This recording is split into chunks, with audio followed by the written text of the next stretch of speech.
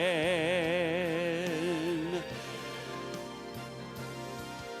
the midnight cry, when Jesus comes again, when Jesus comes again.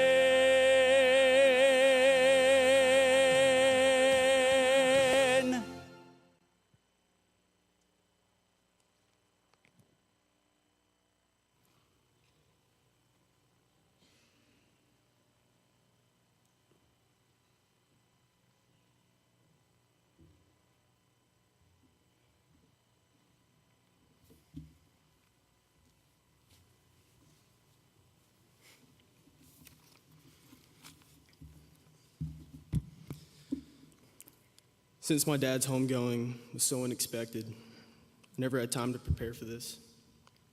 Just 5 days ago, we were doing what we did every day, goofing around and messing with each other, not knowing that when I walked out the house for track practice, that would be the last time I would see my dad ever again. So I might leave stuff out later that I want to say, but it will come to me later. I want to try to make this short, even though the kind of life my dad lived does not constitute for only a few things to say, because there's so much to talk about him when it comes to how he lived, what he lived, and why he lived.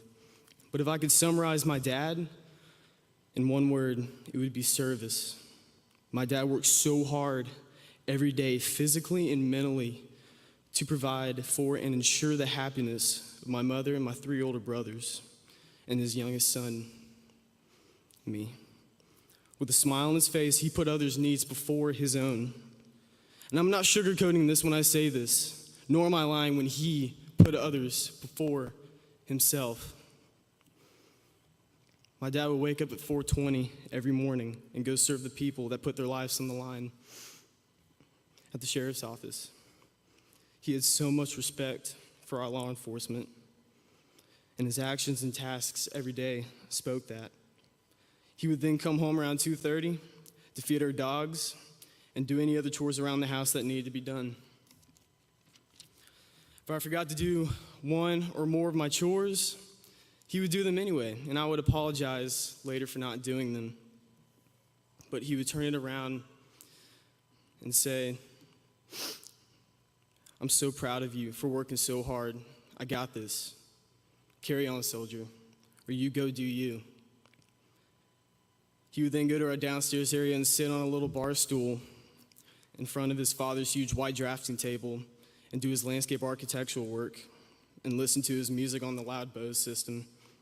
I'll come home from practice a couple hours later, and he would turn his music down and ask me how my day was. We would visit for a little before he went back to work. Then we would have a bonfire, just me and him. He would, every evening by these bonfires, share stories, life lessons, politics, you name it. It was just our time together. He would even then whip up dinner for us sometimes before hitting the sack around 7:30 to start all over again. This was an everyday thing that ended last Thursday. But I will never forget the legacy he left us, all of us with, especially me, to serve others, to ask questions like, "What can I do for you?"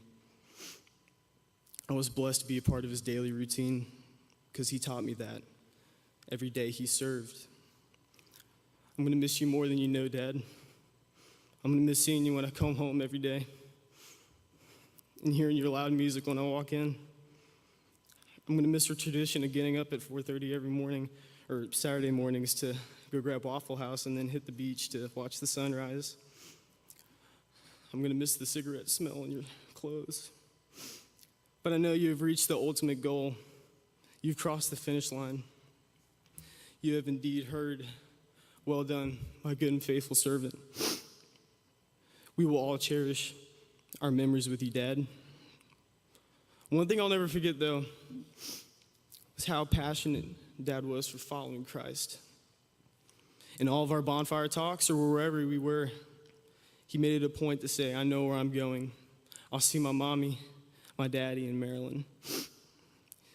He wrote in pretty much every single page of his Bible. There's maybe about 4 pages that don't have words on it that he wrote himself as little notes.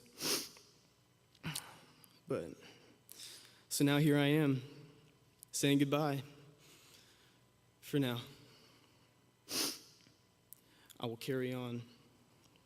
I will serve just as you have, just as Jesus has. I love you so much, Dad. And I can't wait till I finally see you again.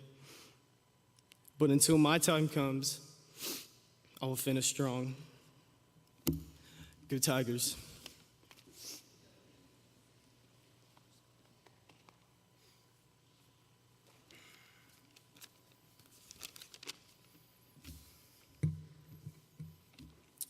First off, I want to thank everyone for being here. It warms in my heart to see this many people here to honor my dad, and I'm not all surprised. My name is Field. I'm Hank's second oldest son, just like him. Dad, I'm going to miss you. We're all going to miss you. Strong because of you. Care because of you. I'm giving because of you. I work hard because of you. You touch so many lives in a positive way. That's a legacy you'll leave. I think all of us know that. I'm gonna miss hearing your voice, your hugs, your laugh.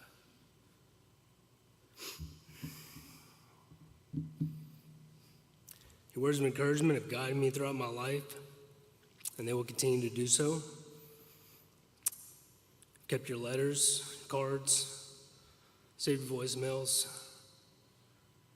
throughout the years, and I'm gonna look back on those as I need them. And Mom and Sherry, you showed me what a good woman was, and I found one in my wife, Wendy. She's sitting right there. I will continue to share stories of you to my children and the great man you are.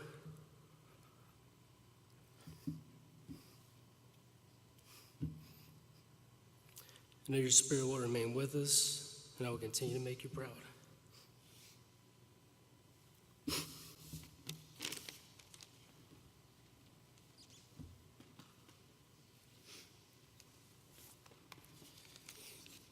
Good morning. Thank you. Thank you all for coming.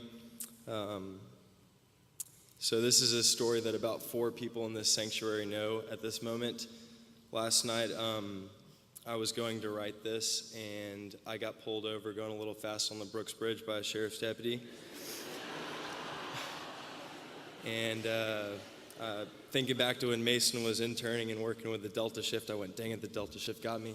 Anyways, the deputy, when he realized who I was, just told me how much my dad meant to him. And he let me go, and that's just a testament to what my dad did for the sheriff's department. I didn't deserve to get let off because he reminded me that I did get pulled over 4 months ago, too. But anyways, I want to thank you. I want to thank you all for your service and all that you do for our community.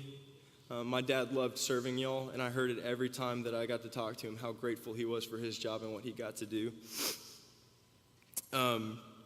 The recent days have been some of the most difficult days in my 22 years, but also some of the most memorable. The outpouring of support and love to my family over the past few days from those both near and far has been beyond what I could have ever expected, and I'm beyond grateful. When I got home from Tallahassee and after leaving the hospital last Thursday, I noticed Dad's Bible open on his nightstand, turned to Philippians chapter 1. I began to read, and what I read gave me a sense of peace that I had never felt before. The verses spoke of conducting yourself in a manner worthy of the gospel of Christ, and how to live is Christ and to die is gain. What amazing scripture. But what I read after that was even more powerful. Last Saturday, I called my dad for advice on a close friend of mine, and the phone call turned into a 30-minute long consultation full of his amazing advice and wisdom. I hung up the phone in tears. When my girlfriend asked why, I simply said I just didn't want to think about what it was going to be like without him one day. However, I think I found the answer to that unsettling question. Philippians 1 verses 9 and 10 read, "And this is my prayer, that your love may be abound more and more in knowledge and depth of insight, so that you may be able to discern what is best and may be pure and blameless until the day of Christ, filled with the fruit of righteousness that comes through Jesus Christ to the glory and praise of God." In a way, I kind of felt if that was like Dad's prayer for me, as he nearly shared the exact same wisdom on the phone that Saturday as our conversation on the phone call shifted to what I was going to do going on down the road. My father was always the voice of reason for me when I found myself in a tough spot or just needed a simple answer. His unceasing and unwavering love and support is something that I will forever carry with me. Dad loved his family. He loved his family so much. And as those before have said, he truly did everything that he did for us, for everyone around him, including strangers.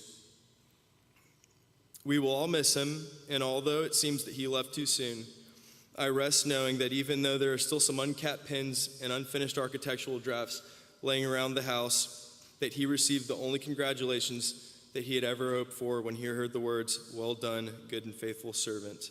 And even though he is now gone, he gave us and me all the tools that I need to one day be like the man that he was to me. Dad, we love you, and in this moment, as in every moment, I'm very honored and proud to be your son.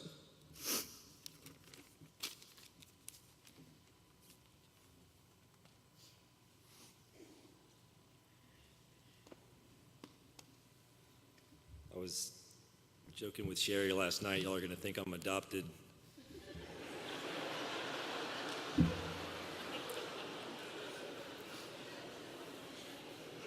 I assure you I'm Hank's oldest. And I'll warn you I'm the crier of the group, but we'll get through it together.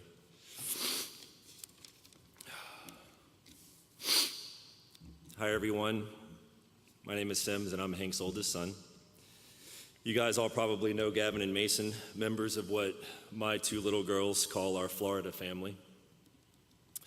Well, Field and I are the other two, products of a magical time called the early 80s. Gavin and Mason, I'll explain later what that is. Things didn't work out with my mom and dad, and he ended up moving away and building a new life, and thankfully, a new family. Field and I consider ourselves very lucky that we have Sherry and Gavin and Mason in our lives.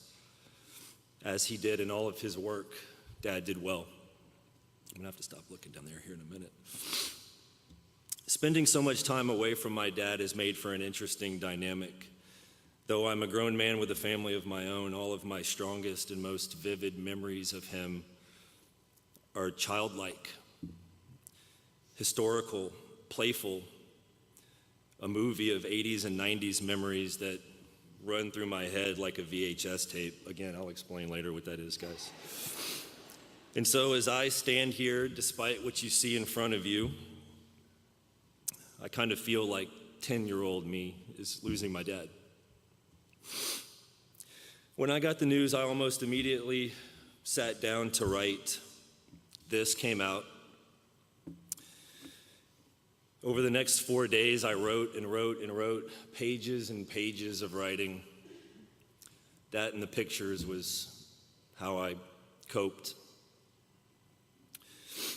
And I've decided to just share this. I got the news, I sat down, I wrote this. It took me like 10 minutes, and I don't think I'm gonna do better. Bear with me. Don't let the fact that it's double-sided intimidate you. I'll go quick. My dad loved his kids. Some way, somehow, I've spent most of the last 30-ish years only seeing him once or twice a year. More when I was little, less lately. And yet I never felt apart from him. Not once in my life did I ever wonder who my dad really was. I never felt like he was 3 states away, rather a phone call or a text or a Skype away. And we used those phone calls. As I've gotten older, we would occasionally speak about all the important and good things that a father and son ought to speak about. My dad was an imperfect man who had his fair share of personal struggles that he probably let define him in his younger years. But in his later years, especially as his boys grew, graduated, married, he grew to accept himself and found pride in his work, his relationship with God, the successes of his family, and in his grandchildren. My dad loved his grandchildren, and though they didn't get to spend nearly enough time together, Peyton, Finley, Ben, Lilac, and Miles loved their papa. It's strange to be telling my dad bye. The timing is so strange. I've been thinking about him a lot lately. Every time I look in the mirror, I see him a little more. You'll notice we wear the same haircut. And just the other night, as I looked down at my daughter, I saw his hands. Tanned, weathered, a little more wrinkled. His hands always seemed like they told a story. Believe it or not, despite the distance, my dad really taught me how to be a good father. I think about him when I play with my girls. Never underestimate the power of play, of actually getting down on the ground and playing with your kids. Dad taught me that. There's no more pure joy for your children than getting eye level with them and engaging, truly engaging. That, the simplest of actions, keeps me young as well. And Dad taught me that. When Field and I would wrestle with him, we called it one monster and two policemen. Dad had such a silly sense of humor, one that I inherited. It was silly but smart. It was Far Side comic strip, Disney, Pixar, Stripes, Tommy Boyish kind of sense of humor. Things could be silly. Silly was good, but it had to be well done. Just execute your ridiculousness, and he would laugh. When he would pick Field and me up for the summers when we were little, he drove us from Louisiana to Florida in his little green Jetta. It must have been the most basic model because the entire dashboard was covered with these little placeholder clips rather than actual features. And the little clips were removable. And one of his favorite jokes was to randomly, likely in a moment of silence, remove a clip and hand it to one of us and say, "Hold that." That was it. That was his sense of humor. "Here, hold that." For no matter where we were, and we would ask how much longer, whether we were in New Orleans or a half block from the house, he would say, about 15 minutes. I don't smoke.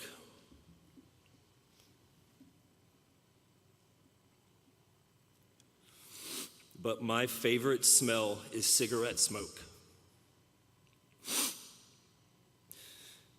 My favorite comic strip is The Far Side. My favorite comedy is Tommy Boy. And I love playing with my girls. And I'm gonna be a great dad because I learned what it means to love your children from the best. I miss you, Dad. I'm gonna put this under your arm to keep forever. Here, hold that.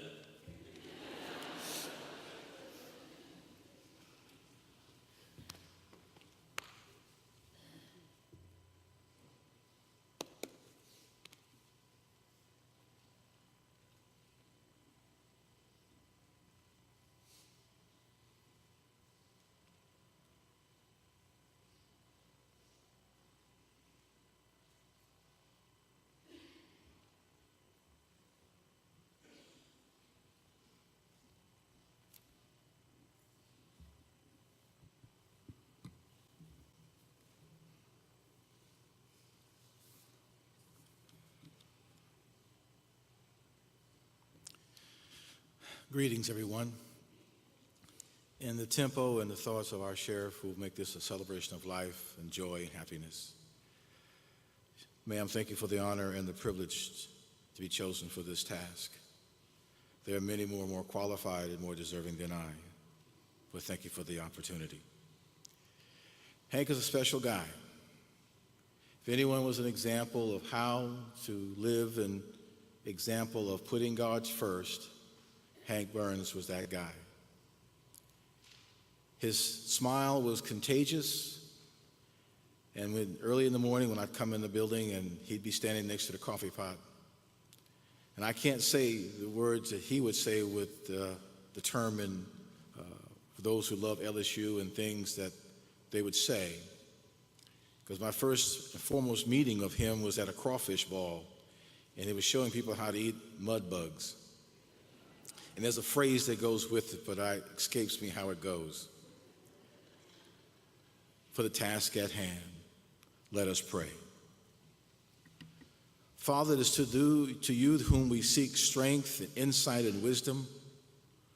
We're torn because a part of us is sad and a part of us is with great joy that you lent a particular person to be in our lives and for the season of joy and all the things that he did for us. The many life lessons that will go on for a lifetime to come through your servant we call Hank. We cannot find the words to speak. Our arms are heavy. We cannot lift. But you are God that understands the language of our tears. Father, we thank you for all what you have done for us.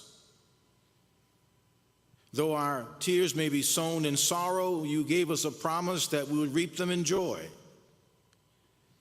And just as David knew that his son had died, he rose up from where he was.